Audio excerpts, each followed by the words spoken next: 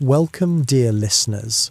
You've arrived at another quiet exploration of history, one that lingers in the spaces often overlooked, where the pace slows and where details become a soft landscape for the mind to wander.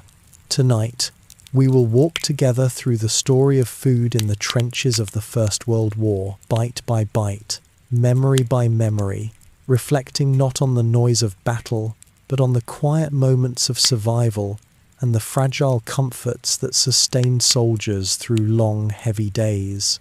Before we begin, if you find these slow, meandering journeys into history a place of rest or calm, I invite you to gently support this work by liking the video and, if you wish, subscribing to the channel. It helps me know that these quiet stories reach you in the way they are meant to, steady, unhurried, and perhaps a little comforting as night folds around you. I would also love to know where you are listening from and what time it is where you are now. Are you hearing this in the late hours of night as you drift slowly towards sleep? Or perhaps in the stillness of early morning, before the day has gathered its weight? Share a little note in the comments if you'd like. It's a gentle way for us to see the quiet community that gathers here, scattered across places and times, yet joined in this shared act of listening. Now, if you are comfortable, allow yourself to settle in, let the noise of the day ease away, and let us begin a long, slow reflection on food, survival, and memory in the trenches of war. The trenches stretched like endless scars across the fields of France and Belgium, shallow lines dug into the earth, stretching as far as the eye could wander. When soldiers spoke of them, they rarely spoke of battles first.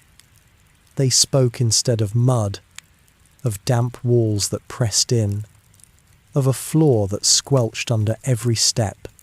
It was in this setting that every aspect of life, even the smallest details of eating, unfolded.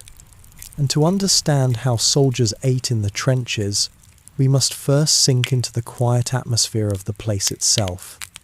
Imagine, if you will, a shallow ditch lined with wooden planks and sandbags, filled with the heavy smell of wet earth.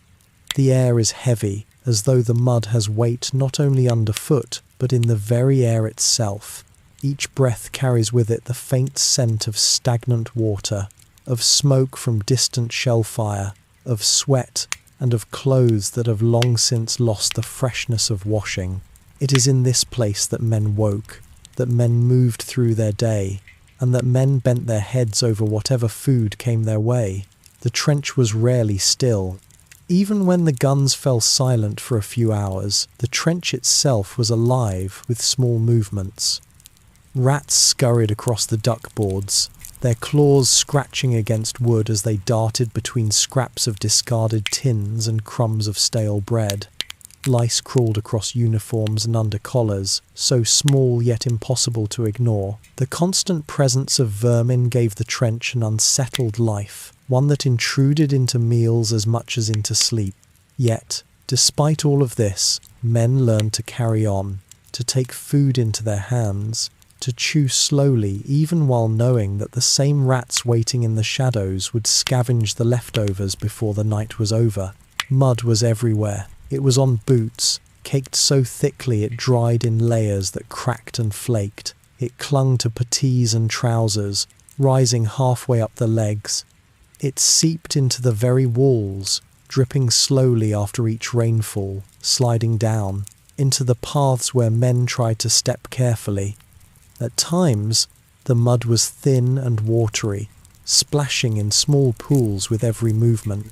At other times, it was heavy, a sucking, sticky weight that pulled boots down and held them. Eating in such a place was never clean, never free from the presence of grit or soil.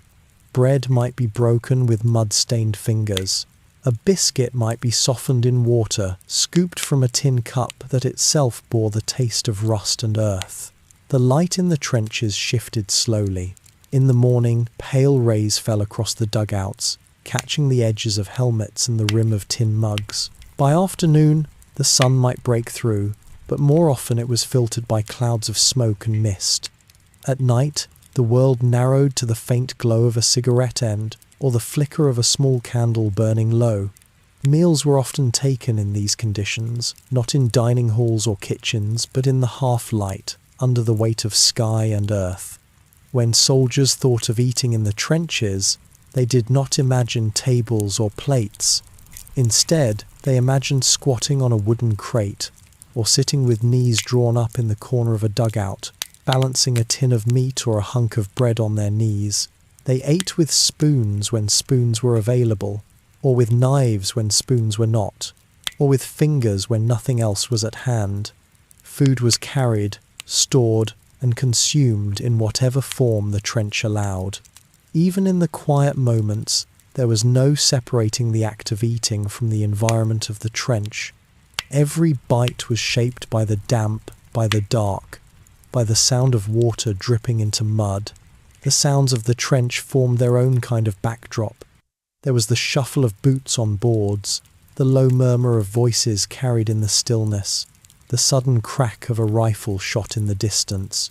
But beneath these, always, was the faint hum of the place itself, the buzzing of flies around food scraps, the squeak of rats in hidden corners, the distant rolling echo of guns too far away to bring alarm, but near enough to never be forgotten. To eat in such a setting was to eat with constant reminders of the larger war, reminders that pressed in on even the smallest bite of bread or sip of tea. The walls of the trenches themselves carried marks of life, carved initials, names scratched into the wooden boards, little reminders that someone had sat here before, leaned here before, eaten here before. A soldier might rest his back against such a wall, holding a biscuit in one hand and a mug in the other, his eyes drifting to the carved letters while chewing slowly. The trench was not just a place of battle, it was a place of endless waiting, and it was in this waiting that food found its role, giving rhythm to the hours, dividing time into small acts of eating, sipping, chewing, swallowing. There was little sense of ceremony in trench meals, yet there was a quiet rhythm all the same. Morning might bring a ration of tea, thin and weak but warm in the hand. Midday might bring bread, perhaps with bully beef if supplies allowed. Evening might bring more tea, and perhaps another tin opened in the fading light. These patterns gave men a fragile sense of time, even when days blurred together in the sameness of mud and grey skies. The trench itself seemed timeless, yet the act of eating marked the passing of one day into the next, one night into another. The air was often damp, and with it came a chill that clung to the bones. Eating warm food, when it could be managed, was more than nourishment. It was a momentary warmth in the body, a reprieve from the cold that seeped into everything. But more often, the food was cold, unyielding, pulled from tins that had been carried too long. Still, even in these moments, there was something grounding about the act. To sit in the trench, to hold food in the hand, to chew slowly, was to remind oneself of life, of persistence, of the body carrying on despite the conditions. When rain fell, the trench became something else altogether. Water pooled in the bottom, soaking through boots and rising up toward the knees. Men ate even in this, balancing tins on their laps, holding food carefully to keep it from slipping into the muddy water at their feet. The rain mixed with everything, with the earth, with the rations, with the quiet patience of soldiers chewing while drops fell from the rim of helmets into their cups. Eating in the rain was simply another part of trench life. As natural as breathing in the damp air, the presence of others was constant. A soldier rarely ate alone. Even in silence, even with no words spoken, there was the closeness of comrades, each one with their own tin, their own mug, their own bite of bread. Meals were communal in the simplest way, not because they were shared across a table, but because they were taken side by side, in the same mud, under the same sky. A man might chew quietly, listening to the sound of another soldier sipping nearby, the scrape of a spoon against tin, the faint sigh of someone shifting on a crate. It was in these shared silences that meals became something more than food. They became proof of endurance, reminders that each man was still here, still eating, still alive. The smell of food in the trenches was never quite separate from the smell of the trench itself. A tin of bully beef carried its own sharp, greasy odour, yet it mingled with the ever-present scent of mud, of unwashed uniforms, of smoke, of damp sandbags. A piece of bread carried the smell of the ration store, mingled with the faint mustiness of the dugout air. Even tea, steaming gently in a tin cup, carried with it the background aroma of the trench, so that to drink was not only to taste but also to breathe in the place itself. Over time, men grew used to this. What at first seemed unbearable, the damp, the mud, the vermin, the lack of cleanliness, became simply the background to daily life. And with this acceptance came a kind of calm, a steady rhythm that allowed them to lift food to their mouths, even in the most unlikely moments. A biscuit in the mud was still a biscuit. A mug of tea in the chill of the trench was still warmth. And so, bite by bite, sip by sip, soldiers sustained themselves in the setting of the trenches, finding a kind of uneasy peace in the repetition of meals. This was the world in which food was eaten. A world of mud, of cold, of vermin, of silence broken by distant guns. Yet, it was also a world where the simplest act, breaking bread, sipping tea, opening a tin, carried meaning. The trench was not a place designed for eating, yet eating became a ritual that bound the hours together, that gave men something to hold on to. In the setting of the trenches, each bite was more than food. It was survival, endurance, and the slow passing of time, carried forward bite by bite, meal by meal, through days that seemed endless and nights that stretched without end. The food that reached the trenches did not simply appear. It travelled a long and uncertain path, carried from warehouses and depots far behind the lines, moved slowly forward across roads that were often broken, across fields scarred by shellfire, and through villages that bore the marks of passing armies. The arrival of rations was never glamorous, never a grand event, but it was essential, and in its steady rhythm, it gave shape to the life of soldiers waiting in the mud. To understand how men ate, we must first imagine the long journey that food took, step by step, crate by crate, before it was ever opened in a dugout or balanced on a knee in the flickering light of a candle. At the rear of the lines, food was stored in depots. These were simple structures, barns and warehouses, their walls lined with crates, sacks and tins. There was the dry smell of flour, the metallic tang of canned meat, the faint sweetness of jam in its tins, all mingling together in a mixture that spoke of bulk, of storage, of food meant for an army rather than a family. From these depots, wagons were loaded, each one packed with supplies, each one carrying the essentials forward toward the waiting soldiers. The wagons creaked along narrow roads, pulled by horses that left hoofprints deep in the mud. Drivers guided them carefully, for the roads were often broken, pitted with holes, sometimes shelled and scarred. When the road ended, the food continued forward on pack mules, their hooves steady in the ruts and tracks that led toward the trenches. At times, men themselves carried the supplies, balancing sacks on their backs or lifting crates between them, trudging step by step through fields that bore no resemblance to the quiet countryside they once had been. The closer the rations came to the trenches, the more uncertain the journey became. Shells might fall in the distance, shattering the quiet of night, or sudden bursts of gunfire might sweep across a road.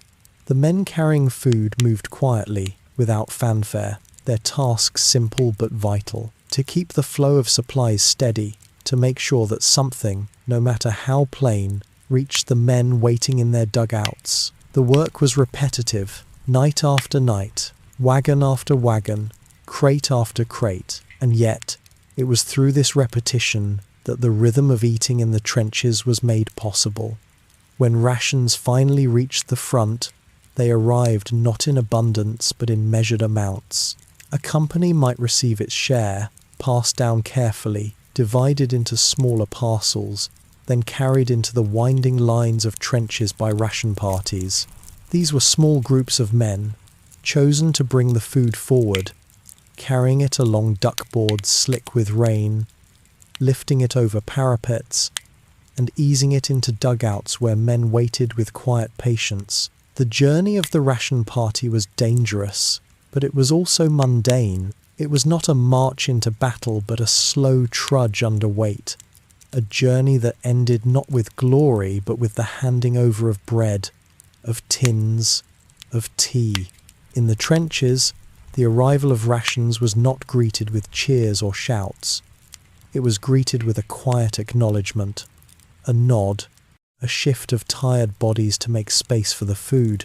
There was no feast waiting, no tables set with plates.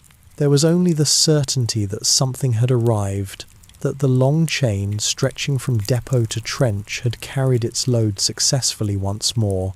A soldier might take a tin in his hand, its metal cool and dented.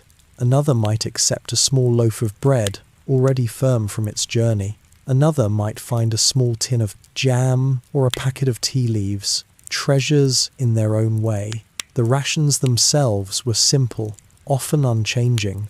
Bread, biscuits, bully beef, tea, sugar, perhaps a little bacon or cheese when supplies allowed. These were the building blocks of trench meals, the staples that filled bellies, if not appetites. And yet, even in their plainness, they carried significance. The arrival of a new ration meant the continuation of routine, the assurance that food had not run out, that the army behind the lines still supported the men in the mud. It was a small thread of connection between the vast machinery of war and the individual soldier crouched in his dugout. The moment of arrival was often in the evening. The ration party set out after dusk, moving in the dim light, guided by memory more than by sight. They carried boxes, sacks and tins, sometimes stumbling in the mud, sometimes pausing as shells fell in the distance. When they arrived, they distributed the food quickly, for lingering too long at any one point drew attention. Soldiers received their share, tucked it away, and carried it into dugouts where they could eat with some measure of shelter. This rhythm repeated itself, day after day, night after night, a quiet cycle that gave shape to life in the trenches. There was no great variety in what arrived, but the repetition itself became part of the routine. Soldiers came to expect the same tins, the same biscuits, the same bread, and though they sometimes grumbled, they also found comfort in the predictability. There was no need for surprise, no need for choice. The food that came was the food that sustained them, and they ate it without ceremony. The act of receiving it was often more important than the act of consuming it, for the arrival of rations meant that life continued, that the chain of supply remained unbroken, that tomorrow would bring more of the same. At times, the journey of rations was interrupted. A shell might cut a road, a wagon might be lost, a ration party might be delayed. In those moments, soldiers learned to stretch what they had, to make a little bread last longer, to water down tea so that it could be shared among more men. Hunger was not constant in the trenches, but neither was abundance. Food came steadily, but not always smoothly, and the uncertainty of supply became another part of the trench atmosphere. To receive rations was to feel a quiet relief, to know that for tonight, at least, there would be something to chew, something to sip, something to carry the body forward one more day. When rations arrived, they did not come with utensils or with plates. Each man found his own way of making them usable. A knife might open a tin, its edge scraping against the lid until the metal gave way. A spoon might be shared, passed between men, each taking their turn. Fingers often did the work, breaking bread, scooping out meat, holding on to what was theirs. In this way, The arrival of rations was not just the arrival of food. It was the arrival of the small acts that turned supplies into meals, the small gestures that made eating possible. The atmosphere of these moments was subdued. A soldier might sit in the dim light, holding his portion in his lap, listening as another soldier nearby did the same. There was no noise of celebration, no clatter of dishes, only the quiet sounds of men eating in silence, their thoughts their own, their minds focused on the steady rhythm of chewing and swallowing. In this quiet, the arrival of rations was felt not as a moment of excitement, but as a moment of calm continuity. It was one more step in the long pattern of trench life. One more reminder that the war, in all its chaos, still left space for the slow and steady act of eating. Even the packaging of rations became part of the trench. Empty tins were stacked in corners, sometimes used as makeshift containers, sometimes discarded and left to rust. Paper wrappings, once holding biscuits or sugar, were used as kindling when small fires could be lit. Nothing was wasted, for everything had travelled far to reach the trench, and everything bore the marks of that long journey. In this way, the arrival of rations left its trace, not only in the bellies of soldiers, but in the very environment around them. To think of rations is to think of repetition. The same wagons loading, the same wheels turning, the same footsteps along muddy paths, the same crates carried forward night after night. It was this repetition that sustained the soldiers, just as surely as the food itself. For, in the unchanging rhythm of supply, there was stability. There was a quiet assurance that, despite the strangeness of life in the trenches, something would arrive, something would be handed down, something would fill the hands of waiting men. And in that quiet certainty lay the foundation of trench meals, the steady rhythm of eating that carried men forward bite by bite, day by day, through the long years of the war. Bread was one of the oldest companions of humankind, a simple mixture of flour and water and salt, baked into loaves that carried with them the promise of nourishment. In the trenches of the First World War, bread arrived not as fresh-baked loaves with warm crusts and soft interiors, but as something heavier, something tougher, something that carried the long journey of supply within its taste.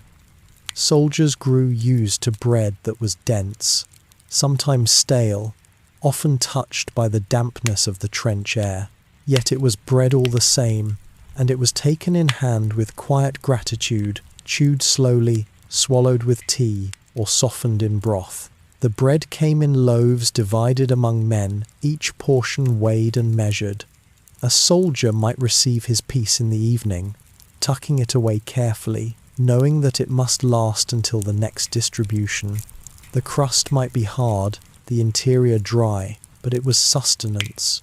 To break off a piece was to take part in a ritual older than war itself, a ritual that stretched back through centuries of armies and households, through kitchens and fields, all the way to the origins of baking itself. Even in the mud of the trenches, this ritual remained. Bread, in its simplicity, carried with it a reminder of normal life, of meals taken in places far away from the line. When bread could not be delivered, there were biscuits. These were not biscuits in the sense of soft confections or sweet treats, but army-issue hard biscuits, dry and unyielding. Their shape was square, their colour pale, their surface marked with small holes and ridges. They were known to soldiers by many names, some affectionate, some bitter, but most commonly they were called hardtack. Hardtack was not eaten for pleasure, it was eaten because it endured. It could be carried long distances, stored for months, and still remain edible, if not enjoyable. The hardness of the biscuit was legendary. A soldier could tap it against a helmet and hear the solid ring of its surface. Teeth alone were often not enough to break it, and so men found ways of softening it before eating. Some soaked it in tea, letting the liquid seep in until the biscuit yielded slightly to the bite. Others broke it into pieces and stirred it into soup, where heat and water slowly softened its stubborn texture. Still others hammered it with the butt of a rifle or a bayonet until it fractured into smaller parts that could be chewed more easily. Eating hardtack was not simply a matter of appetite. It was an act of patience, of persistence, of slow determination. Yet in the quiet repetition of eating these biscuits, there was something strangely grounding. Each bite carried the taste of flour and salt, nothing more, nothing less. It was bland, it was unchanging, and it was predictable. In a world where so much was uncertain, where days blurred together under the constant weight of mud and danger, the sameness of the biscuit became a kind of anchor. It was always there, always familiar, always waiting in the ration box. To chew it slowly, to soften it in tea, to break it apart and swallow, was to take part in a rhythm as steady as the turning of days. Bread and biscuits were not only food, they were also tools, materials, and even jokes among the soldiers. A biscuit might be carved into a picture, scratched with initials, or saved as a keepsake. Bread crusts might be traded, one soldier preferring the softness of the interior, another the firmness of the edge. Stories grew around the hardness of the biscuit, tales of teeth broken, of biscuits used as makeshift hammers, of their durability being greater than the helmets themselves. These stories passed the time, and in their telling, they softened the reality of the ration, turning a dry piece of flour and salt into something that carried humour as well as nourishment. The taste of these staples was plain, almost without character. Bread carried the faint sourness of age, the musty flavour of storage, the occasional hint of damp. Biscuits carried only dryness, a taste that lingered not because it was memorable, but because it resisted being swallowed. Yet, when paired with tea, or with a smear of jam from a rare tin, or with bully beef sliced thin and laid across the surface, they became part of meals that mattered deeply to the men who ate them. For in the trenches, taste was not measured by delicacy, but by presence. To have food at all was enough. To chew and swallow, to fill the stomach with something solid, was what carried a soldier through the long hours. At times, bread and biscuits were used together, one softening the other, one balancing the dryness of the other. Soldiers improvised small recipes, breaking biscuits into crumbs and mixing them with fat skimmed from bully beef, creating something like a rough pudding. Others toasted bread when fires could be lit, enjoying the simple change in texture, the slight crispness that turned something dull into something different. These small variations gave relief to monotony, and though they were modest, they carried weight in the quiet world of trench life. The act of eating bread or biscuit in the trench was often done in silence. A soldier might sit with his knees drawn up, balancing a piece of bread on his lap, breaking it slowly, chewing without hurry. Another might dip his biscuit into a mug of tea, watching as the liquid softened the edges, waiting patiently before taking a bite. The pace was slow, deliberate, almost meditative. There was no rush, no excitement, only the steady rhythm of chewing, swallowing, pausing, and beginning again. In this rhythm, the act of eating became more than nourishment. It became a form of endurance, a quiet way of marking the passing of time. The memory of these foods stayed with soldiers long after the war. Bread and biscuits, so plain, so repetitive, became symbols of the trenches themselves. Men remembered the hardness of the biscuit, the taste of stale bread softened by tea, the way crumbs fell onto mud-stained uniforms. They remembered the sound of teeth cracking against unyielding surfaces, the relief when a piece finally softened enough to be swallowed. These memories carried with them not the joy of feasts, but the persistence of survival. The bread and biscuits of the trenches were not foods to be savoured. They were foods to be endured, and in their endurance, soldiers found the strength to carry on. Even today, when one thinks of trench food, it is often the hardtack biscuit that comes to mind first. It is a symbol of the war's monotony, of the unchanging nature of daily life in the trenches. But for the soldiers who lived it, the biscuit was more than a symbol. It was a companion, a constant presence, a part of each day and each night. Bite by bite, crumb by crumb, it carried them forward through the mud, through the silence, through the endless waiting. And though it was plain, though it was hard, though it was often unwelcome, it was also a lifeline. Bread and biscuits were the foundation of meals, the canvas upon which other foods, bully beef, jam, cheese, might occasionally be added. Without them, meals would have been emptier still. With them, soldiers had something to hold, something to chew, something to remind them of the simple act of eating. And in a world where so much was stripped away, where comfort was scarce and danger was constant, that simple act was enough. Bread, biscuits, and hardtack, plain, unchanging, enduring. In their quiet presence, soldiers found sustenance, found rhythm, found continuity. And so, bite by bite, they carried men through the long days and longer nights of trench life. The tins of meat arrived in heavy boxes, their surfaces stamped with markings, their metal lids catching faint glimmers of light in the dimness of dugouts. Inside these tins lay the substance that soldiers came to know as bully beef, a preserved corned beef that was perhaps the most familiar food of the First World War trenches. For many, it was a name as well as a taste, a constant presence that filled stomachs even as it tired the tongue. Soldiers spoke of it often, not because it was a delicacy, but because it was always there, waiting in its tin, ready to be opened and consumed, bite by bite. Opening a tin of bully beef was itself a small ritual. The lid was sealed tight, pressed down to keep air away, to hold the meat within. A soldier might take his knife, pressing its edge against the seam, working it around the lid, until the metal gave way with a faint snap. Sometimes the lid peeled back easily, curling like a strip of paper.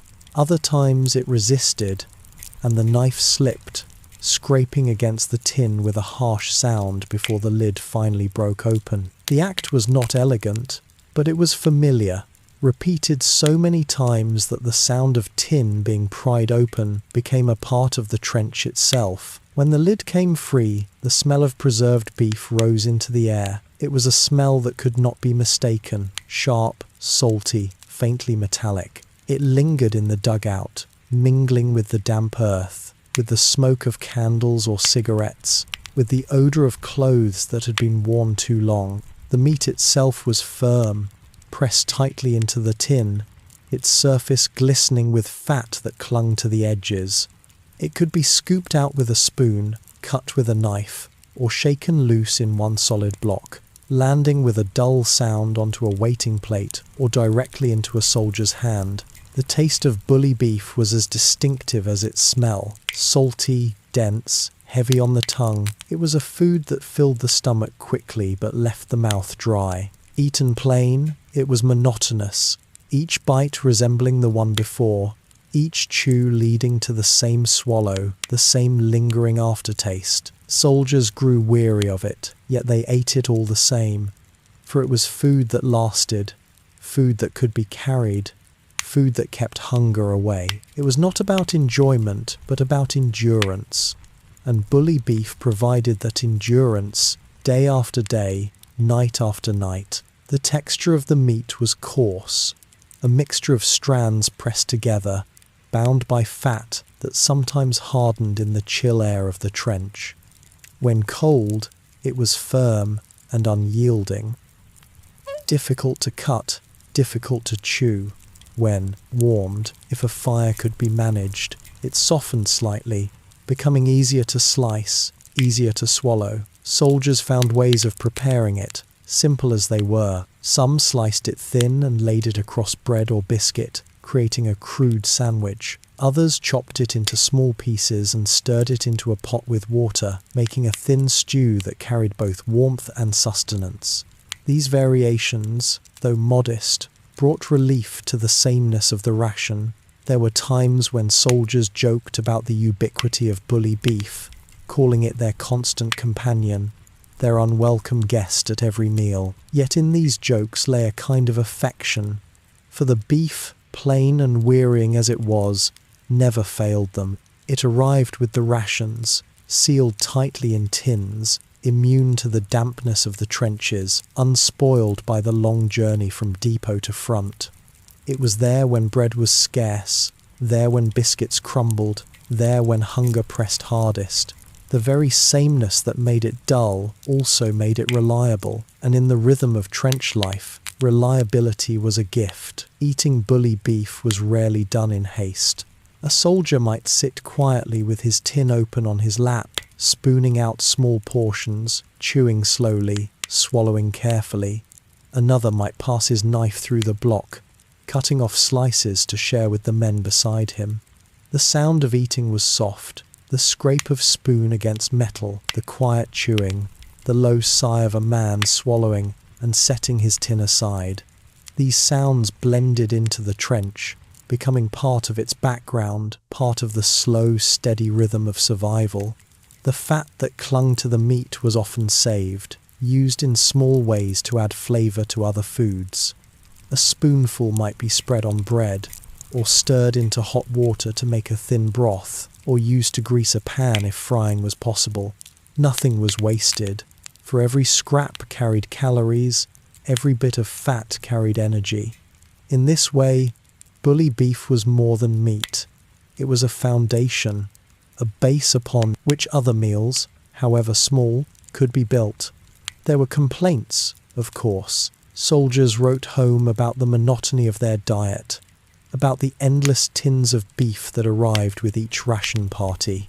Letters described the weariness of eating the same food day after day, the longing for variety, for something fresh, for something different. Yet beneath the complaints, there was also acknowledgement. They knew that bully beef was dependable, that without it, hunger would be sharper, harder to bear. In their grumbling there was gratitude, even if it was rarely spoken aloud. The tins themselves became part of trench life. Once emptied, they were not always discarded.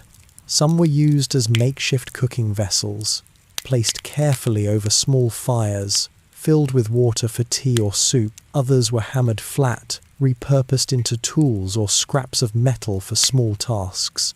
Still others were stacked, left in piles that rusted slowly in the damp air, silent reminders of meals taken long before. In this way, the presence of bully beef lingered even after it was eaten, its tins as much a part of the trench landscape as the sandbags and duckboards. When parcels arrived from home, carrying gifts of jam, cakes, or tinned fruit, they offered relief from the monotony of bully beef. A soldier might mix a slice of beef with a spoonful of jam, creating an odd but welcome contrast of flavours. Another might set aside his tin altogether for the rare sweetness of chocolate or cake. Yet, once the treats were gone, once the parcels were emptied, it was always bully beef that remained. It was always there, waiting, steady and certain, filling the gap between one rare luxury and the next. The memory of bully beef followed men long after the war.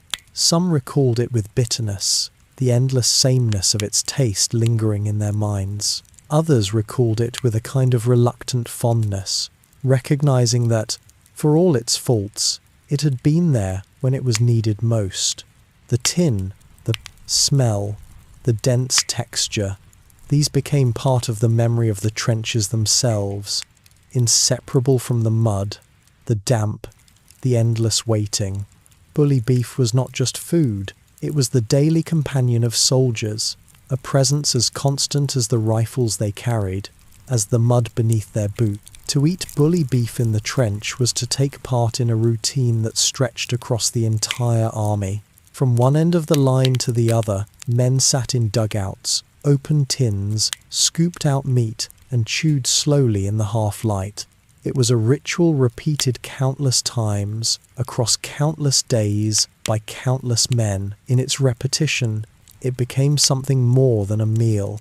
It became a rhythm of survival, a thread of continuity, a reminder that, even in the midst of chaos, there was something steady, something predictable, something to hold in the hand and consume, bite by bite. Bully beef may not have been loved, but it was trusted.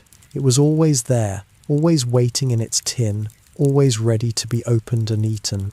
And in the trenches, where so little could be counted on, that trust was a form of comfort. Soldiers endured its taste, endured its texture, endured its monotony, because they knew it would not fail them.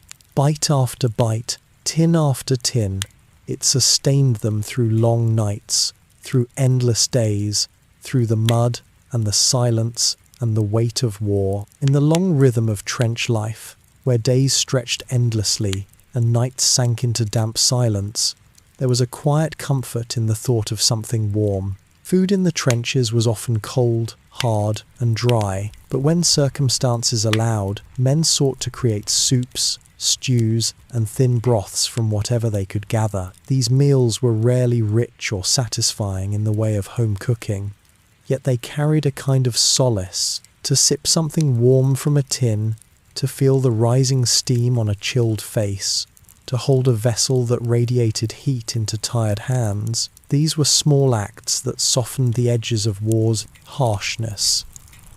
The making of soup in the trenches was a simple affair. Fires were difficult, sometimes forbidden altogether, when smoke might betray a position, yet men found ways. Small braziers, fueled by bits of wood or coal, were hidden behind walls of earth. Sometimes a candle stub provided enough heat to warm a tin. At other times, the cookhouse, set farther from the front, supplied great vats of thin stew ladled into containers and carried forward to the waiting troops. However it was done, the result was modest, never abundant, but still valued for the warmth it gave. The base of these stews was often bully beef, chopped into small pieces and stirred into water. Fat from the meat would rise to the surface, floating in thin circles that caught the light of a flickering flame. Bread or biscuit might be crumbled in to thicken the liquid, turning hard crusts into softer, swollen lumps that dissolved slowly in the broth. Potatoes, when available, added weight to the mixture, softening as they boiled, their starch seeping into the liquid to give it body. The result was not a meal of richness, but a meal of substance, something to ladle into a tin mug, something to sip slowly as steam rose into the cool night air. The smell of trench stew was mild but comforting. It was not the full aroma of a home kitchen, not the fragrant steam of a Sunday roast or a seasoned broth rich with herbs, but a quieter scent. Boiled meat, faintly salty, with hints of earthiness from potato or onion when those could be found. It mingled with the smell of damp wood and the faint smoke of improvised fires. In the midst of the trench, where the dominant odours were mud, sweat, and decay, even this simple scent could feel like a reminder of ordinary life. Eating soup or stew was a slower act than biting into bread or gnawing at a biscuit. A soldier might crouch low, holding a tin mug carefully in both hands, lifting it to his lips with caution. Each sip brought warmth, spreading through his mouth, sliding down into his stomach, radiating outward to hands and feet that had grown cold. Between sips, he might let the mug rest in his palms, simply enjoying its heat. Around him, others did the same, quiet figures bent over their portions, sipping in silence, the only sound the soft clink of spoons and the faint slurp of liquid. There was comfort, too, in the act of making these broths. The process of chopping, stirring and waiting created a rhythm that filled otherwise empty time. A soldier cutting biscuit into crumbs, another stirring the mixture with a spoon or stick, another watching the surface ripple. As steam rose together, they created a moment of purpose. It was not grand, not dramatic, but it was tangible. The waiting became part of the ritual, a slow passage of time that led, inevitably, to the sharing of warmth. Not all soups were made in small fires dug into the mud. Behind the front lines, Field kitchens worked with greater resources, boiling enormous pots of stew that could serve hundreds. These stews were thin, watery, and lacking in flavour, but their warmth carried forward to the men in trenches through metal containers hauled across rough ground. By the time the food arrived, it was often lukewarm, sometimes cooled altogether, yet men welcomed it nonetheless. To hold a ladle of hot liquid was to feel, if only briefly, the presence of care, of organisation, of an effort made to keep them fed. Some men added small touches to improve their broth. A bit of onion, if scavenged, transformed the flavour. A handful of dried peas or lentils, when parcels provided them, thickened the stew and gave it heart. At times, jam was mixed into the liquid, creating an odd combination of sweet and savoury that broke the monotony. These improvisations were acts of creativity, ways of bending sameness into something slightly new. They were experiments made not for pleasure alone, but for survival of the spirit. A way to remind oneself that choice still existed, however limited. The memory of these trench soups lingered in soldiers' minds long after the war. Some remembered them as lifelines, steaming bowls that warded off cold nights and hunger. Others remembered them with less affection, as thin, tasteless mixtures that barely filled the stomach. Yet even in the latter memories, there was acknowledgement that without those broths, life would have been harsher still. The soups were not meals to savour, they were meals to endure, meals that carried the body from one day to the next, from one watch to another, from the mud of evening to the uncertainty of morning.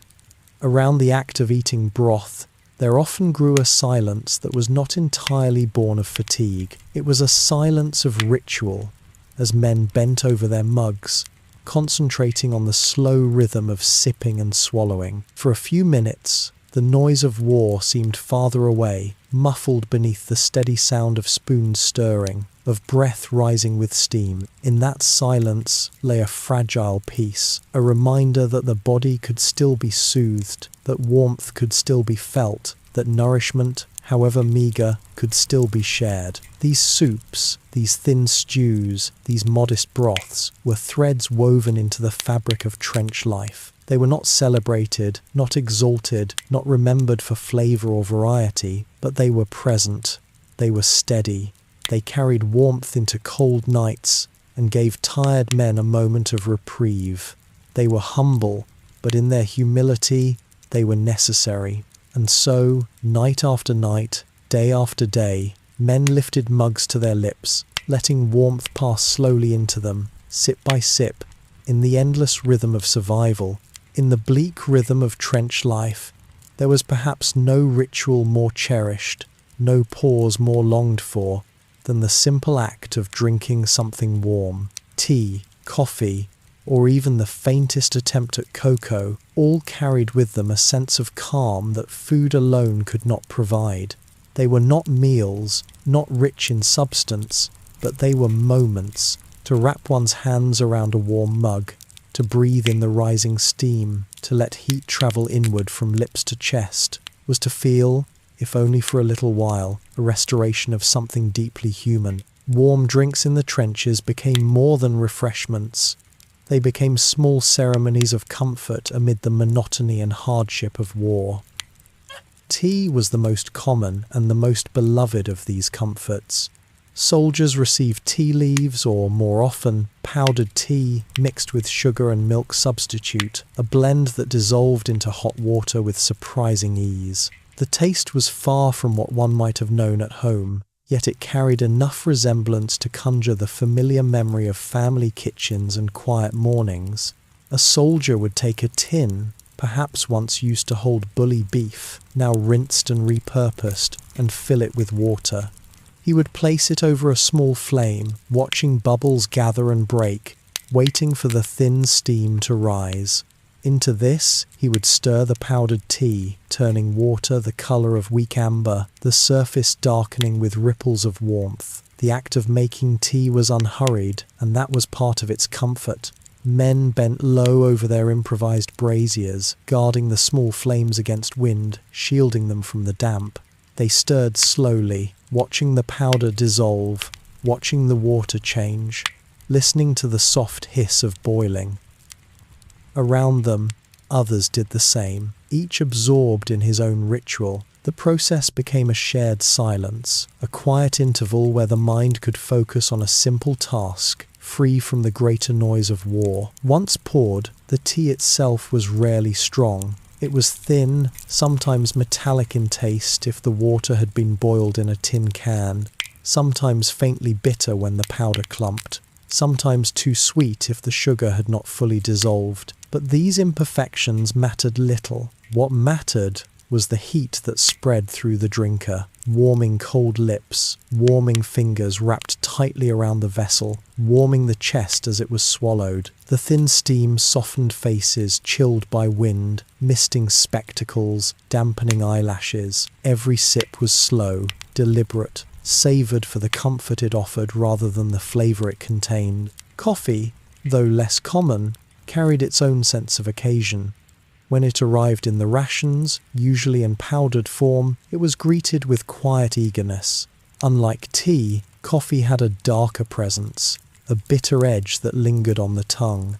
Its aroma was strong, more penetrating, filling a dugout with a scent that travelled further than tea ever could. A soldier might lift his mug, breathe deeply before sipping, and close his eyes briefly, as if the fragrance itself carried him somewhere beyond the trench. Even those who did not drink it regularly at home found themselves cherishing it at the front, for it represented not only warmth but also energy, a promise of wakefulness through long watches in the dark. Hot drinks often became communal experiences. A group of men might gather in a dugout, sitting shoulder to shoulder in the dim light of a candle or the faint glow of a brazier. Their mugs, dented and mismatched, clinked softly as they were lifted and set down. Conversation was minimal, words replaced by sighs, by the quiet sound of sipping, by the slow exhale of steam. In such moments, men did not need to speak. The drink itself spoke for them, creating a fragile bond of comfort that stretched across the silence. There were times, too, when the preparation of hot drinks became an act of care. A man who had managed to boil extra water might share it with his comrade, filling another's mug before his own. A soldier returning from sentry duty in the cold might be handed a steaming tin, offered without words, the gesture carrying more warmth than the drink itself. These small acts deepened the meaning of tea and coffee in the trenches. They were not merely rations. They were symbols of kindness, of solidarity, of shared endurance. Not all warm drinks were simple or plain. Parcels from home sometimes included cocoa, and on rare occasions, tins of condensed milk. When added to hot water, cocoa transformed the drink into something sweeter, richer, more indulgent. Soldiers treasured such moments, savouring each sip slowly, reluctant to let the experience end. Even a spoonful of condensed milk stirred into tea made it feel different, a reminder of domestic life, of comfort that seemed impossibly far away yet suddenly close. Such luxuries were rare, but when they appeared, they were remembered long after. Even without luxuries, the routine of hot drinks provided rhythm to the day. Morning tea was a ritual, preparing men for the hours ahead. Evening tea marked a pause, a slowing down before night watch. Coffee was often reserved for the hardest stretches, the long hours of waiting in cold darkness when the body longed for rest, but the mind needed to stay alert. Each drink had its time, its place, its role in the quiet structure of trench life. The vessels themselves carried meaning. A tin cup blackened from many fires, a battered mug passed between hands, a mess tin with scratches across its surface, all became personal, objects, tied to the daily act of drinking. They bore the marks of use, of countless servings of tea, of hurried washings in muddy water, of dents earned in hurried movement. Soldiers came to know their own mugs by sight and feel, by the way the rim touched their lips, by the way it rested in their palms. In the absence of many personal belongings, these simple vessels became intimate possessions, as much a part of a man as his rifle or his boots. Drinking something warm was not always possible. Fires could not always be lit. Water could not always be boiled, and sometimes rations failed to arrive. On those days, the absence was felt keenly. Cold tea, cold water, or nothing at all weighed on spirits more than hunger alone. The body craved warmth, and without it, the trench felt colder, harsher, less forgiving. Yet the anticipation never disappeared. Soldiers always spoke of tea, always asked when it might come, always carried the hope that the next ration party would bring what they longed for most. In letters home, men often mentioned tea and coffee as much as they mentioned food. They wrote of how it sustained them, how it warmed them, how it gave them something to look forward to. Families responded by sending tea leaves, coffee powder, cocoa, sugar, even small flasks to hold them. These parcels were treasured, not only for the contents but for the thought behind them, for the reminder that someone far away knew the importance of a warm drink in the cold reality of war. The memory of those trench teas and coffees endured long after the guns fell silent. For some, the smell of tea boiling would forever carry with it the image of mud walls and duck boards. For others, the bitter tang of coffee recalled long nights under grey skies. Yet these memories, though bound to hardship, also carried warmth. They were reminders that even in the most difficult conditions, comfort could be found in the simplest acts: boiling water, stirring powder, raising a mug, and drinking slowly, sip by sip. To speak of tea and coffee in the trenches is to speak of more than sustenance. It is to speak of ritual, of community, of small comforts that steadied men in unsteady times. It is to recall the way steam softened the harsh air, the way mugs warmed frozen hands, the way a sip slowed the world for a moment. These drinks were not grand feasts, not meals to be remembered for flavour, but they were anchors. They held men in place, grounded them, reminded them that warmth and comfort were still possible. In the endless monotony of war, they were threads of humanity woven through the cold fabric of survival. In the confined spaces of the trenches, where mud pressed in on every side and the weight of routine bore heavily upon the men, food was rarely a private matter. Meals were not eaten in solitude, nor were rations hoarded in secret. The very nature of trench life meant that food was always shared, always passed from one hand to another, always present in the communal life of the unit.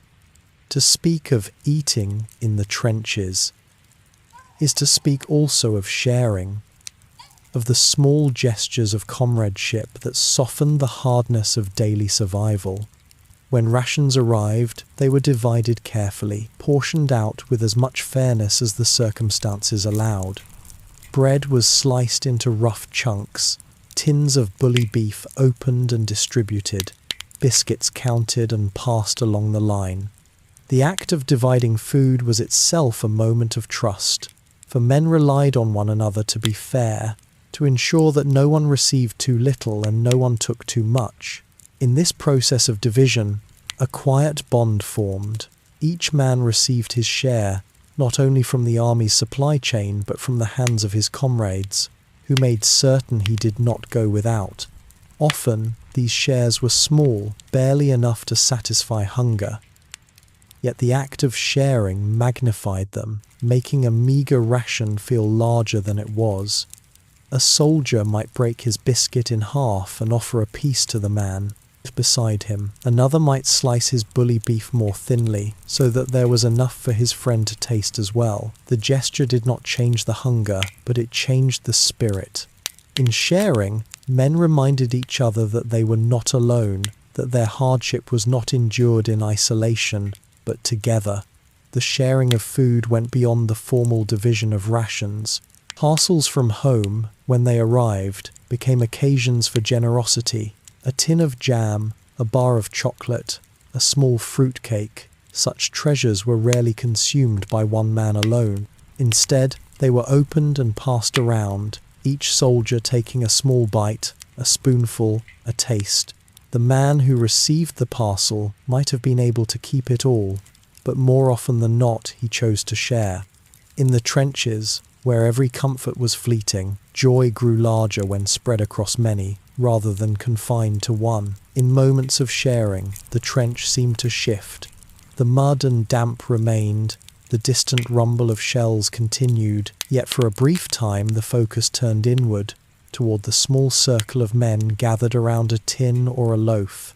They passed pieces from hand to hand, exchanged quiet words, or simply ate in silence, the act of eating together speaking more loudly than any conversation could. The trench became less a place of isolation and more a place of fragile community, built not on abundance but on generosity. There were times when men bartered as well as shared.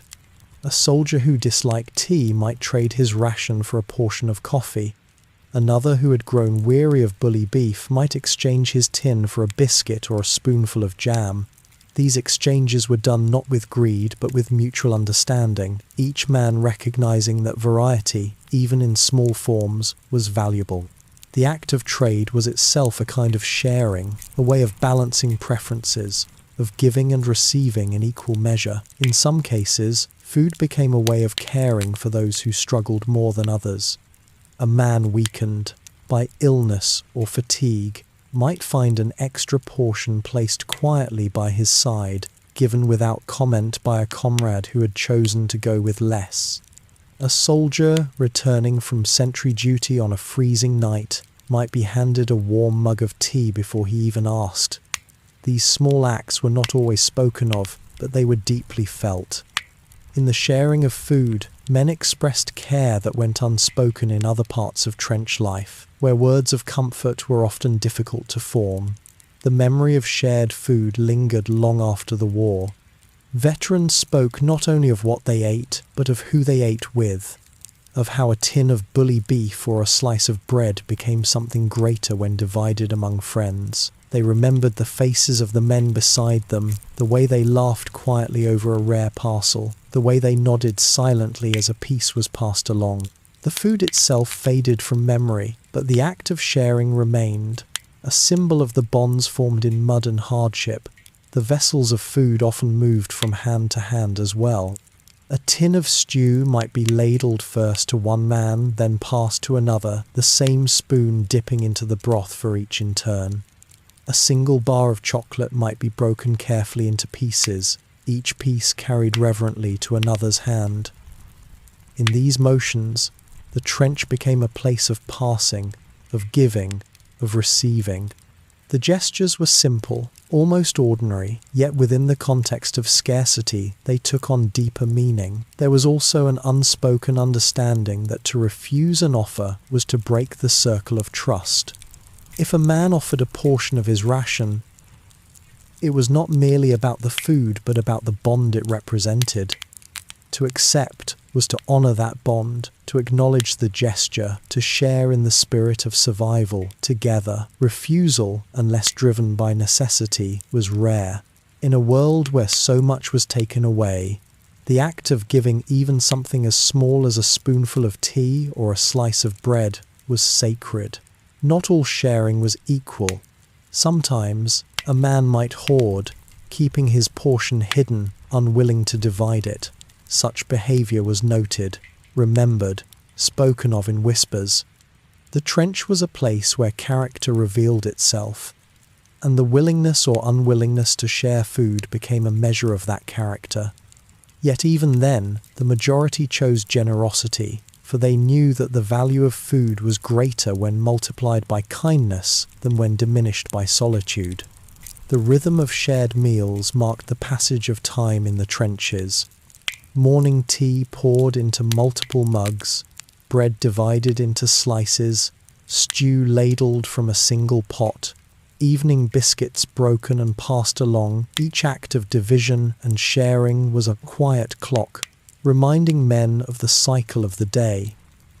These acts were not only about sustenance but about order, about creating a structure within the chaos. Through sharing, meals became markers of continuity, a reassurance that life moved forward, however slowly, however heavily. Even in the darkest moments, when shells fell close and danger pressed in, men found ways to share.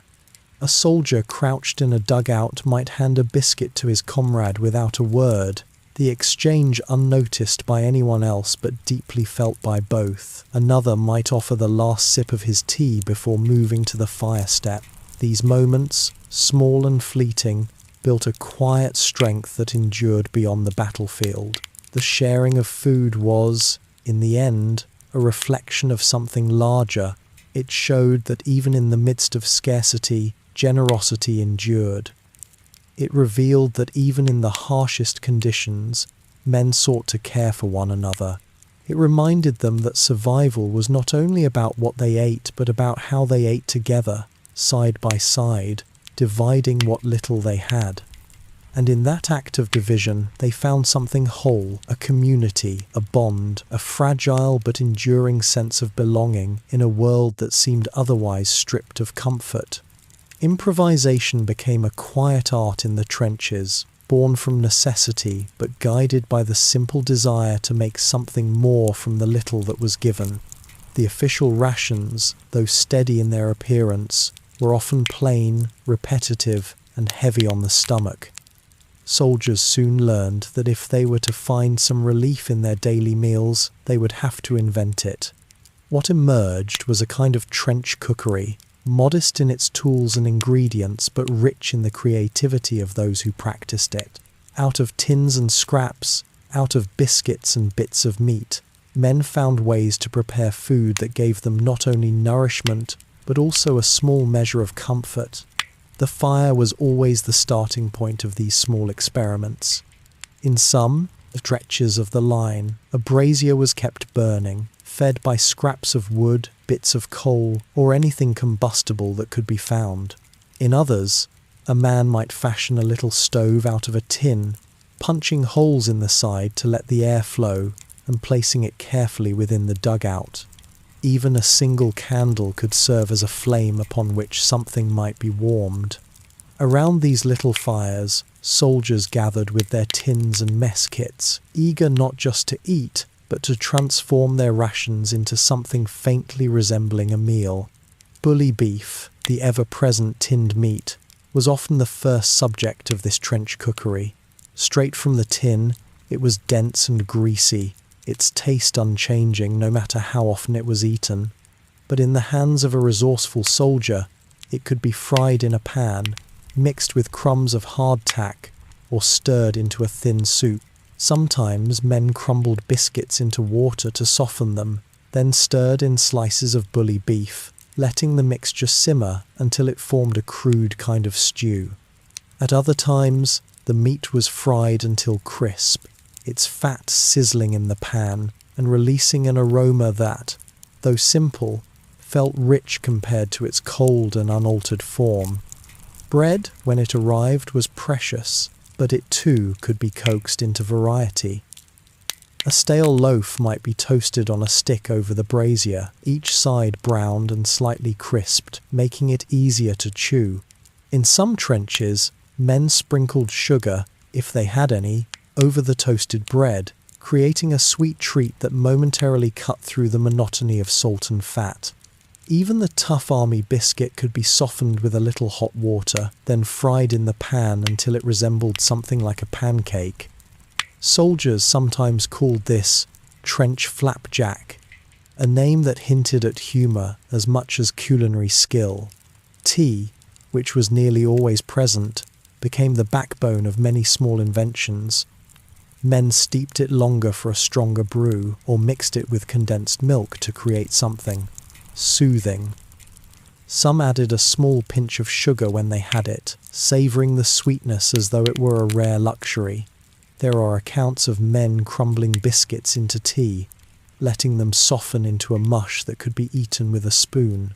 It was not elegant, but it filled the stomach and added warmth in the damp chill of the dugouts. Improvisation also extended to the use of tins themselves. Once emptied, they became makeshift pans, cups, or storage containers. A bully beef tin could be cleaned and used to heat water. A biscuit tin, battered though it might be, could be pressed into service as a pot for soup. Even lids were saved, used as plates or as tools for stirring.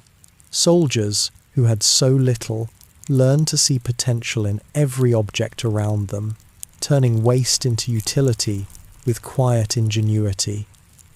Parcels from home offered the greatest opportunities for variety. A jar of jam might be spread on hard biscuits, instantly transforming them into something sweet. A tin of sardines, rare but cherished, might be mixed with bread to create a simple sandwich. Cocoa powder, when it arrived, could be whisked into hot water, making a drink that carried memories of home. These gifts were never wasted. Every scrap, every crumb was used, stretched, or combined with army rations to create something new. And when shared among comrades, they became more than food. They became experiences, moments of reprieve that lingered long after the taste was gone. Some soldiers grew fond of experimenting with mixtures that would puzzle a modern palate. Condensed milk stirred into stew, jam spread over bully beef, chocolate melted into tea combinations that may sound strange, but in the context of scarcity they offered novelty, and novelty was as nourishing to the spirit as to the body. Men did not always care for the result, but they enjoyed the act of trying, of turning a familiar ration into something different, however odd. Improvised meals also carried with them a sense of ritual. A soldier would set his tin carefully by the brazier, stir the contents slowly, and watch the steam rise. Around him, others did the same, each man tending to his small invention, each man engaged in the same patient waiting. In these moments, the trench felt less like a place of war and more like a strange makeshift kitchen. The air filled with the mingled smells of frying beef, toasted bread, and boiling tea.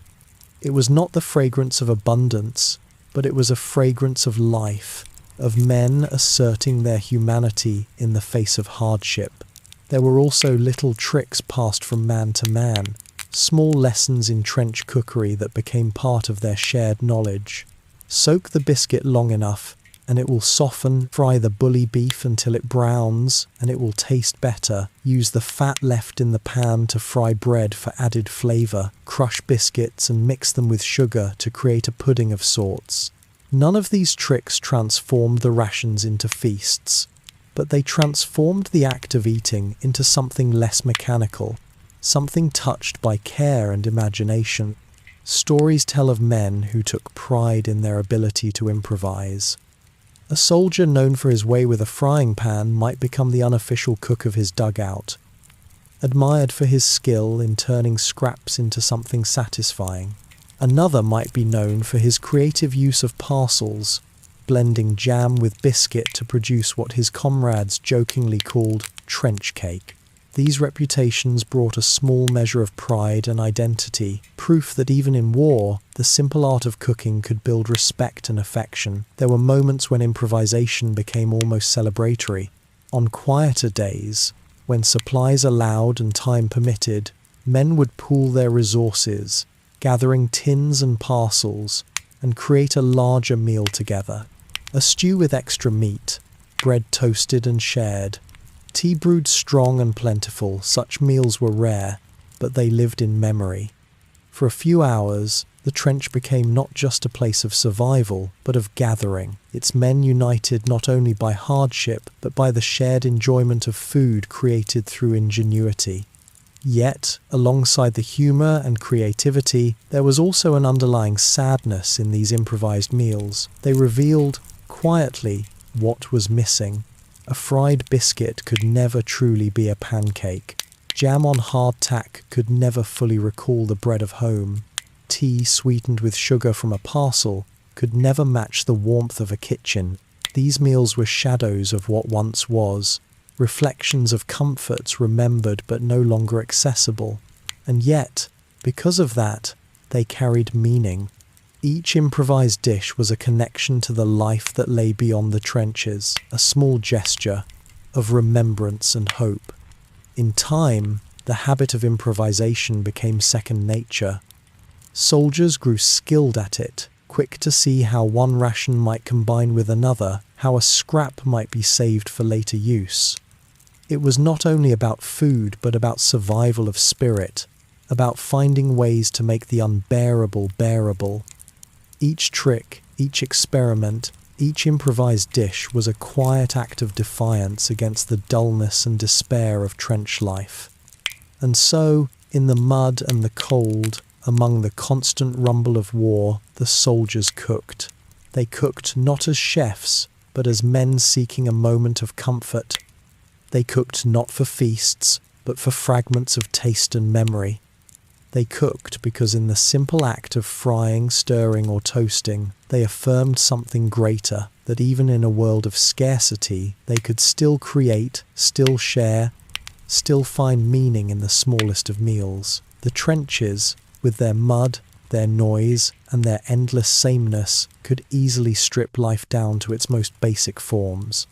Food became fuel, clothing became armor against the cold, and sleep was snatched in restless fragments. Yet even in such conditions, there were moments when something different arrived, something that broke the monotony and reached past the practical. These were the small luxuries, the modest gifts from home, carried across distance and delivered into the hands of men who had long since grown used to scarcity. They were not rations, not supplies ordered by the army. They were parcels, tokens of care sent by families, sweet reminders of a life outside the mud. A parcel from home was more than just its contents. It was an event, an occasion. The arrival of the post brought with it an energy that cut through the dull routine of trench life. Men who had spent hours silent in their dugouts would stir, glancing up, waiting for their names to be called. When a soldier heard his name, there was a subtle shift in the air, a soft murmur of interest from those around him. The parcel might be opened immediately or held close for a while, savoured like a secret before being shared. Inside, the contents varied, but they always carried the scent and memory of home. Chocolate wrapped in familiar paper, biscuits baked by a mother or sister, a fruitcake carefully wrapped to endure the journey, tins of jam, packets of cocoa, small bottles of condensed milk. Each item carried meaning far beyond its size. Even tobacco or cigarettes, common enough luxuries, took on the weight of a personal gift when sent by familiar hands. Every parcel was a thread that tied the soldier back to his family, his town, his ordinary life. The act of unwrapping the parcel was as important as what it held. Brown paper torn open carefully, string untied with patient fingers, layers of wrapping peeled away. It was a ritual, slow and deliberate, as though each soldier knew that the anticipation was part of the experience. The sense that escaped from the wrapping sweetness of cake, sharpness of tobacco, richness of chocolate spread through the dugout, drawing others close.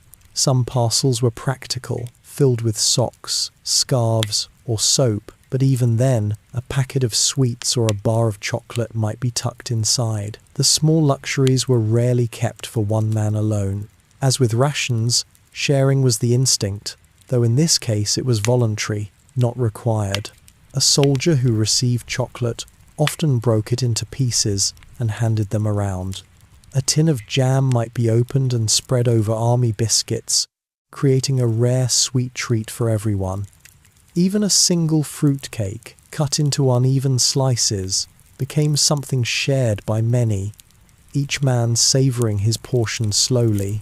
These gestures magnified the gift, turning a personal parcel into a collective joy.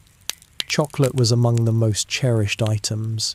Its sweetness, its smooth texture, and the simple pleasure it offered stood in sharp contrast to the heavy rations of meat and bread. Soldiers spoke of letting a square melt slowly on the tongue, prolonging the taste as long as possible. In the damp, grey atmosphere of the trenches, chocolate seemed like sunlight condensed into edible form. It was more than sugar, it was comfort, a reminder of a world where such things were ordinary, and of the people who thought enough to send it. Biscuits from home carried with them a sense of personal care. Unlike the army's hard and unyielding hardtack, homemade biscuits bore the marks of human touch. They were softer, sweeter, sometimes flavoured with spices that evoked kitchens far from the front. A soldier biting into one could not help but think of the hands that had mixed the dough, the oven in which it had baked, the tin that had carried it across land and sea. Each bite was a message, unspoken but deeply felt, telling him that he was remembered, that he was not forgotten. Jam and preserves were especially prized, for they turned the plainest ration into something more. A smear of jam over hard biscuit transformed it into a delicacy, at least for a moment. A spoonful stirred into porridge or tea created a burst of sweetness. Soldiers treated jam as treasure, guarding it carefully, yet also offering it generously.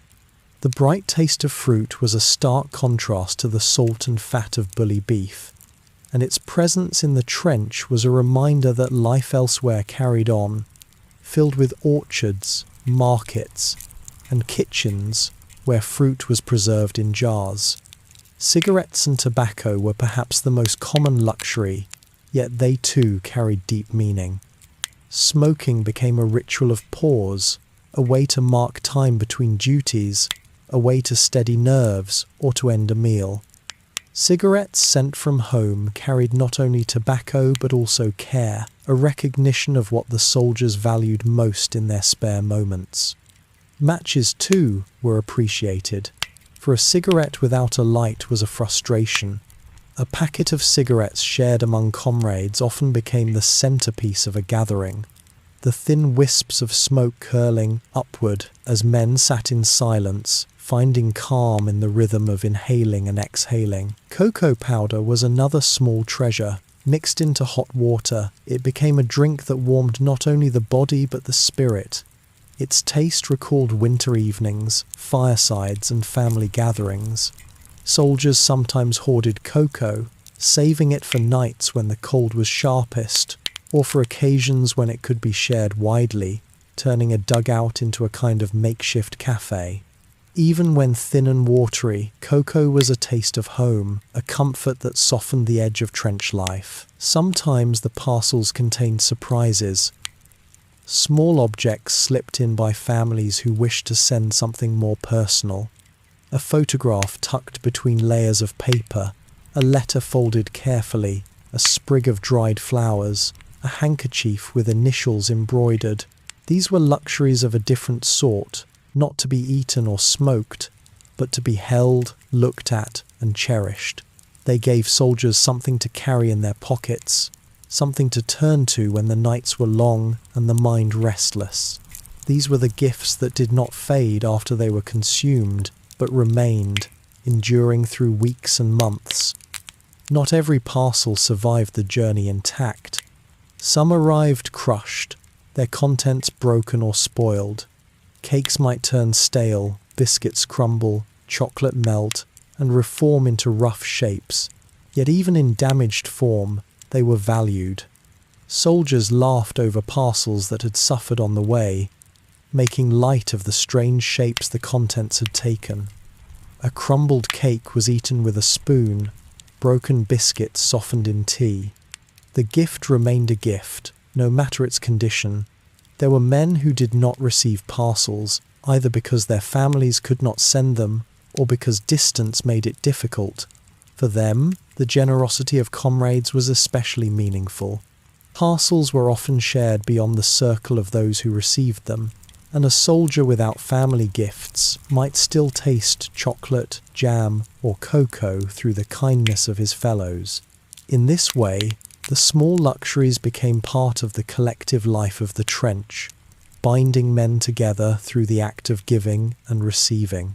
The anticipation of parcels, the joy of opening them, the sharing of their contents, all of this created a rhythm in the life of the trenches. They were markers of time, events that broke the dull repetition of days. Soldiers spoke of them long afterward, recalling not only what they received but how they shared it, how their comrades reacted, how the dugout brightened for a while. The memory of a single tin of jam or a bar of chocolate could last far beyond its consumption, lingering as a story retold in quieter moments. Small luxuries carried with them the weight of normal life. They reminded soldiers that beyond the mud and the wire, there was a world where kitchens bustled, where families gathered at tables, where markets offered fruit and sweets, where chocolate was not rare but ordinary. In the trenches, where every day threatened to blur into the next, these reminders were powerful. They gave men not only comfort but hope, the sense that life beyond the war still waited, unchanged in its essentials, ready to welcome them back when the time came. In this way, the parcels from home, the cigarettes, the chocolate, the jam, the photographs, the handkerchiefs, became more than luxuries. They became lifelines. They tethered the men to a world that war tried to strip from them. They softened the harshness of rations. They created moments of joy in the midst of weariness. They gave men something to look forward to, something to remember, something to share. And in the sharing, they reminded each other that though they lived in mud, though they endured hunger and cold, though they faced danger daily, they were still human, still part of families and communities, still bound to a world beyond the trenches. Eating in the trenches was never a simple act. Food was a necessity, of course, but the conditions in which it was consumed changed the experience entirely. Meals could not always be timed with comfort in mind, nor could they be enjoyed with the ease of a household table. In the dugouts and on the fire steps, in moments of respite or in moments of tension, men took their rations in whatever way circumstances allowed. Sometimes that meant eating with a measure of calm, but more often it meant eating under the shadow of danger, with shells exploding overhead or rifles cracking across no man's land. It was in these conditions that soldiers learned to eat not only for sustenance but for survival, balancing the quiet act of nourishment with the constant awareness of peril. There were times when meals coincided with bombardment. A tin of bully beef might be opened just as the first shells began to fall nearby. Men crouched lower in their dugouts, holding bread in one hand while steadying a mug of tea with the other. The sound of artillery was ever present, but its sudden closeness forced the soldiers into silence. Conversation halted, chewing slowed, and yet the eating continued. Hunger did not wait for safety, and the body demanded its due even when the ground shook beneath them. A man might pause between bites, glancing upward as clumps of earth fell from the dugout ceiling, then return to his food as though willing himself to ignore the violence above. In such moments, silence was not only a response to fear but also a form of concentration. Chewing bread or swallowing stew became deliberate acts, carried out in rhythm with the distant thunder of guns. The contrast was stark, the private, quiet intimacy of eating set against the impersonal, overwhelming violence of war. Yet in that contrast, soldiers discovered a strange resilience. By eating during bombardments, they asserted the ordinariness of their needs in the face of chaos. The meal became an act of endurance, a statement that even under fire, life carried on in its smallest and most human forms. Sometimes, the silence of eating was enforced not by fear of shells, but by the practical necessity of concealment. On nights when patrols went out or when enemy lines lay uncomfortably close, men learned to eat without sound. Hard biscuits were softened in tea so that they could be chewed quietly. Tins were opened with care. the clink of metal against metal muffled by cloth. Soldiers passed food hand to hand without speaking, the dark filled only with the sounds of distant rifles and the faint rustle of movement. In these moments, meals became almost ritualistic, carried out with the same precision and caution as the duties of the sentry. To eat in silence was to eat with discipline, each bite measured, each sip careful, each gesture small and contained. There were also times when men ate hurriedly, under orders, or in anticipation of movement. A stew ladled into a mess tin might be swallowed quickly, scarcely tasted, because a new task awaited, or because there was fear of incoming fire. Bread was bitten in large mouthfuls, chewed fast, and washed down with tea gulped from a tin mug. These hurried meals lacked the quiet reflection of slower ones, but they still carried significance. Even when rushed, food provided fuel, and in the act of eating quickly together, soldiers shared in the urgency, reinforcing their collective readiness. The silence that often accompanied meals in the trenches was not always born of fear or necessity. At times it was a silence chosen, a silence that came naturally when men gathered around their rations. The act of eating required no conversation, and in the closeness of the trenches, words were often unnecessary. A soldier might sit shoulder to shoulder with his comrades, spooning stew into his mouth, saying nothing. The presence of the others was enough. The silence was not emptiness, but a shared pause, a moment when each man tended to the same need in the same way.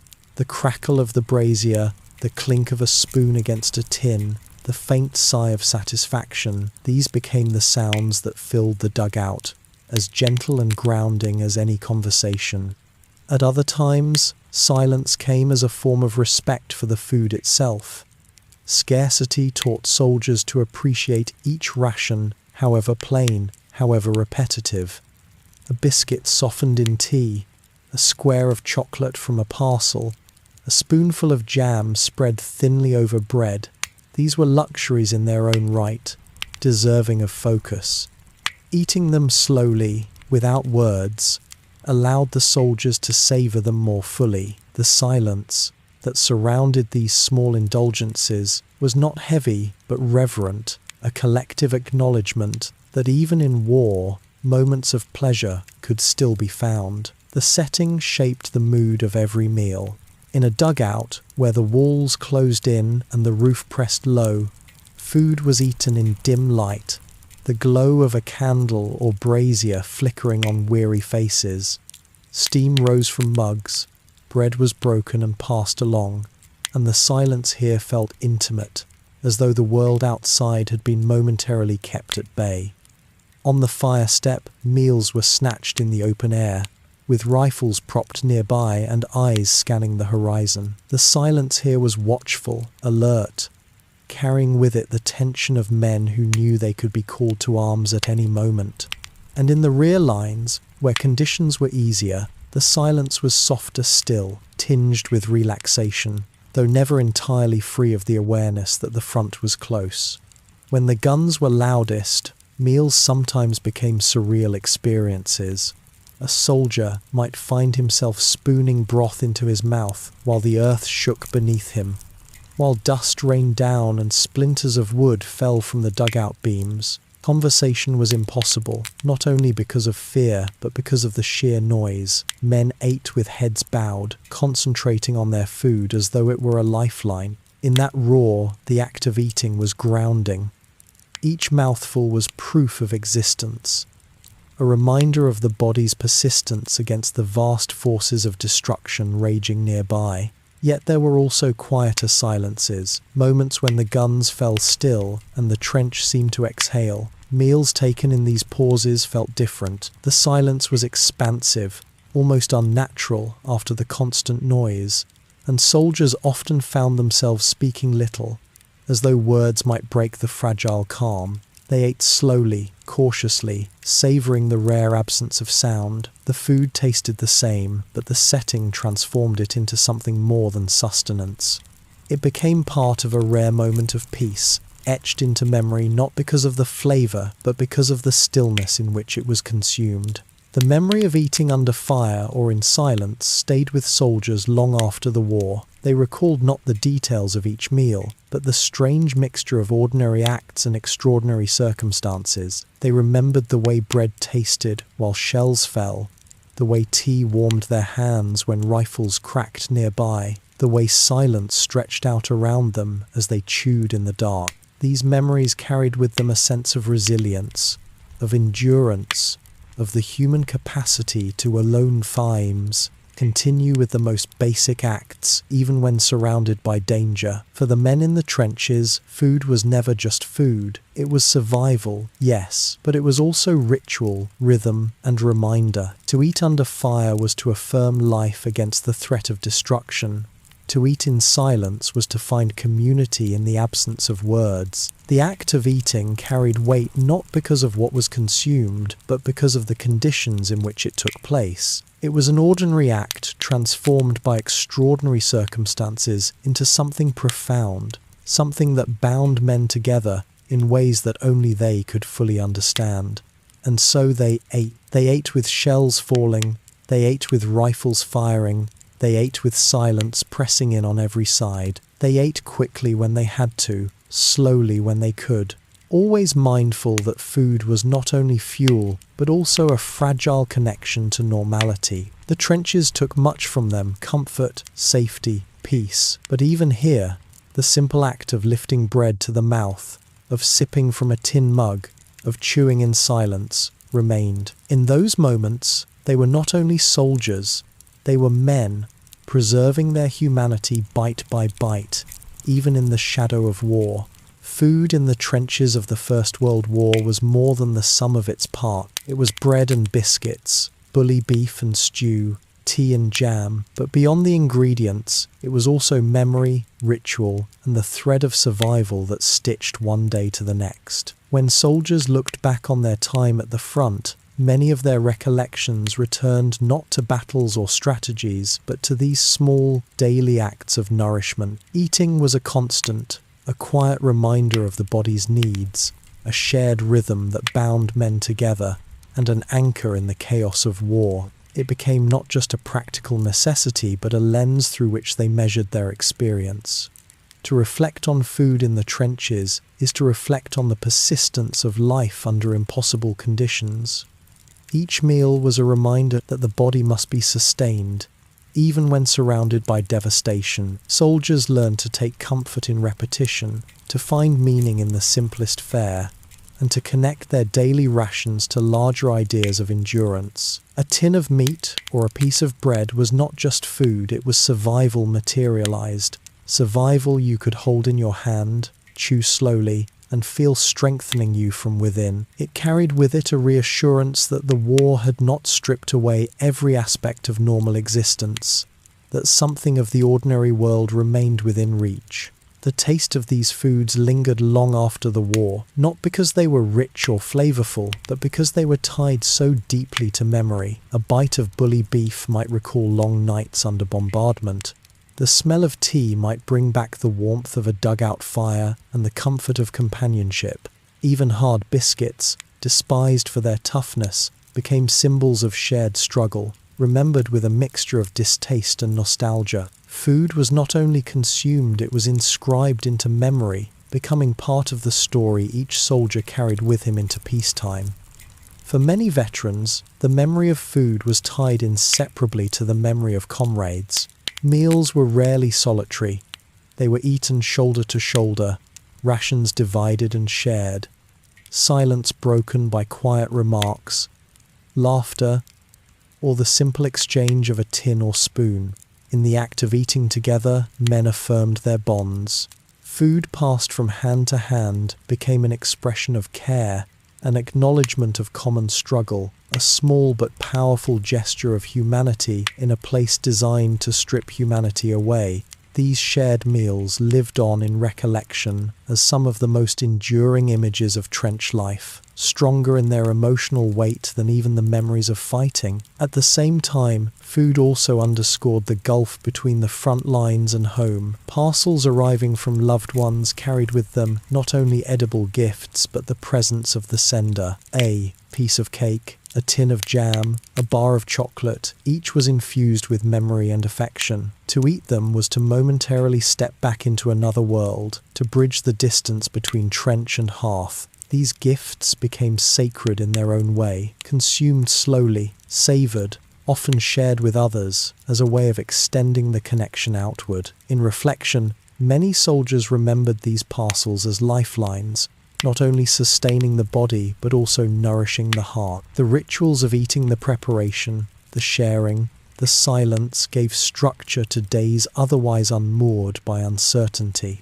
In the endless monotony of the trenches, punctuated by sudden violence, food provided rhythm. Breakfast, however simple, marked the start of another day. A mid-morning mug of tea became a pause, a moment of warmth. A stew in the evening, ladled into tins, signalled the approach of night.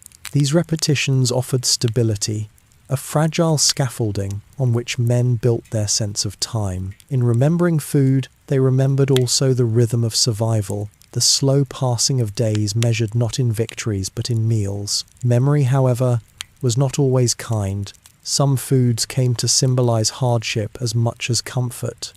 The endless supply of bully beef, the unchanging biscuits, the sameness of rations wore on men's spirits. In peacetime, many could never bring themselves to eat such things again. To taste them was to return, unbidden, to mud and cold, to danger and fear. Food thus carried a dual legacy. It was a source of strength during the war, but also a vessel for difficult memories afterward. The simplest bite could open the door to recollections both tender and harrowing. In reflecting on these memories, one is struck by the ordinariness of the act of eating against the extraordinariness of the setting. Food is universal, a part of every life, and yet in the trenches it was transformed by circumstance into something both mundane and profound. Soldiers chewed bread and drank tea as countless people had done before them and would do after, but they did so under the shadow of war. That tension between the ordinary and the extraordinary infused their meals with meaning. To eat was to remain human, to insist upon the continuity of life even as death surrounded them. The act of remembering food in the trenches also becomes a way of remembering the men themselves. Their survival depended on nourishment, but nourishment was more than calories and rations. It was also connection, ritual, comfort, and hope. We imagine them sharing a stew, softening biscuits in tea, or quietly passing chocolate in a dugout. We see them not only as soldiers, but as people, carrying their humanity with them into circumstances designed to erase it. These images remind us that even in war, life persists in small, enduring acts. As years passed and the war receded into history, veterans carried these memories forward. They told stories not only of battles but of meals, of tea brewed in a brazier, of bread shared in silence, of tins opened in the dark. Their reflections gave texture to the broader history, grounding it not only in strategy and movement, but in the intimate details of daily life. To reflect on food is to step closer to their experience, to understand that survival was not only about enduring the violence, but also about sustaining the body and spirit through countless small acts. In our reflections today, we can see how food offers a window into the resilience of the human spirit. It reminds us that survival is often found in the ordinary, in the repetition of meals, in the passing of bread, in the warmth of a shared drink. It shows us that memory clings to these small acts, preserving them as symbols of endurance and connection. And it invites us to see the soldiers not only as participants in a vast destructive conflict, but as individuals who found meaning, however fragile, in the daily act of eating. As we close this journey, we can imagine those soldiers in their dugouts, the flicker of candlelight on weary faces, the steam rising from tin mugs, the quiet sound of spoons against metal. We can picture them in silence or in quiet conversation, sustaining themselves with whatever rations they had. These images linger not because of the food itself, but because of what it represented: survival, endurance, memory, and above all, humanity. And now, as our reflections draw to a close, let us take with us the quiet strength that those men carried. Their meals, their silences, their small comforts all speak to the persistence of life in the harshest of places. It is a reminder that even in darkness, small rituals can sustain us, and even in war, humanity can endure in the simplest of acts. So, as the night settles and our journey ends, let these memories rest gently in your mind. Let them remind you of resilience, of survival, of the power of small comforts. And with that, I will leave you to the quiet, carrying with you the echoes of those long ago meals in the trenches. Good night.